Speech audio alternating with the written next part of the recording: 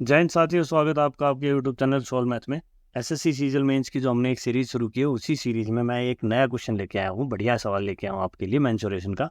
आप मान के चलना, यदि मेंसुरेशन से कोई बढ़िया सवाल आया तो उनकी कैटेगरी का ही ये सवाल है। सवाल में दिया है कि एक होलो कौन है जिसकी रेडियस मान लो यहाँ से यहाँ तक 8 सेंटीमीटर होगी, और उसकी हाइट दे रखी है आपको। कौन की हाइट दोस्तों ये होगी यहाँ से यहाँ तक, ये 15 होगी पूरी। ठीक है जी।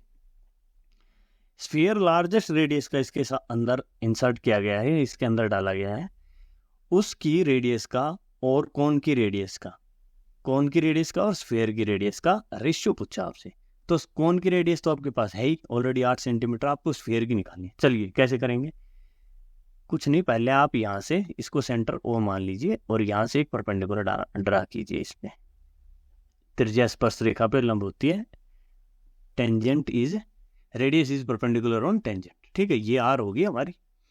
अब एक बात बताओ, ये मैं डी मान लूं और ये मैं ई मान लूं, तो ट्रायंगल AEC में AC क्या होगा भाई? 15 का स्क्वायर जमा 8 का स्क्वायर, स्क्वायर रूट कितना हो जाएगा? 225 जमा 64 का स्क्वायर रूट, और ये आ जाएगा दोस्तों 17 सेंटीमीटर।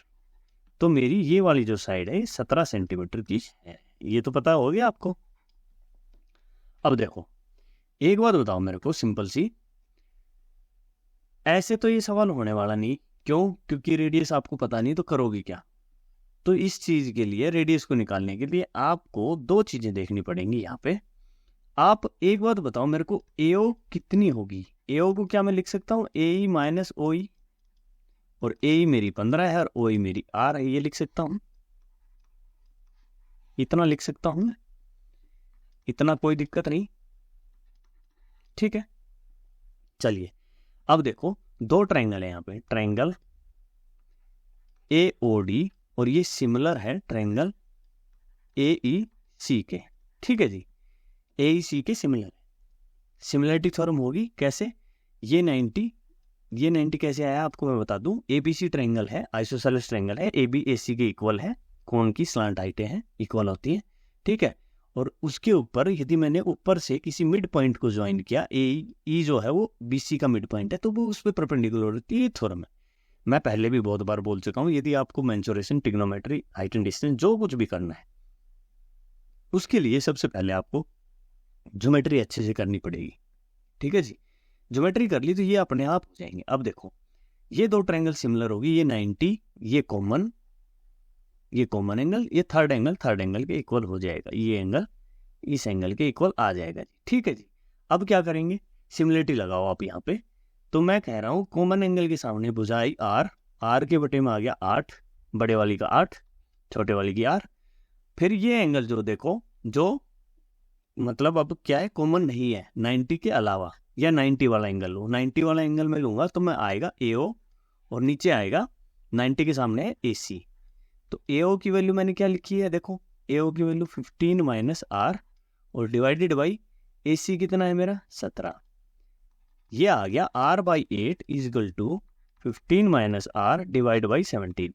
मल्टीप्लीकेशन कर दो, 17R बराबर है 15 8 120 माइनस 8R। ठीक है जी, 8R यहाँ आ जाएगा, 17 3 20 25 R की वैल्यू आ जाएगी 120।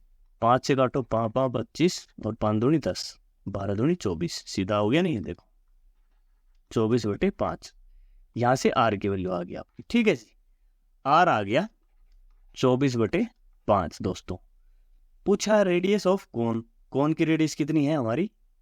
8 डिवाइड बाई 24 बटे 5, 5 ऊपर चला जाएगा, तो radius of cone divide by, इसको मैं बड़े R से डिनोट कर दूं, रेडियस ऑफ स्फीयर। क्या आ जाएगा दोस्तों? 8 से 3, आंसर आ गया 5:3। हमारा पहला ही आंसर। वीडियो अच्छी लगी हो तो लाइक करना, शेयर करना, सब्सक्राइब करना। ठीक है दोस्तों, ऐसी वीडियो हम हर रोज आपके लिए लेके आते हैं। Thank you so much.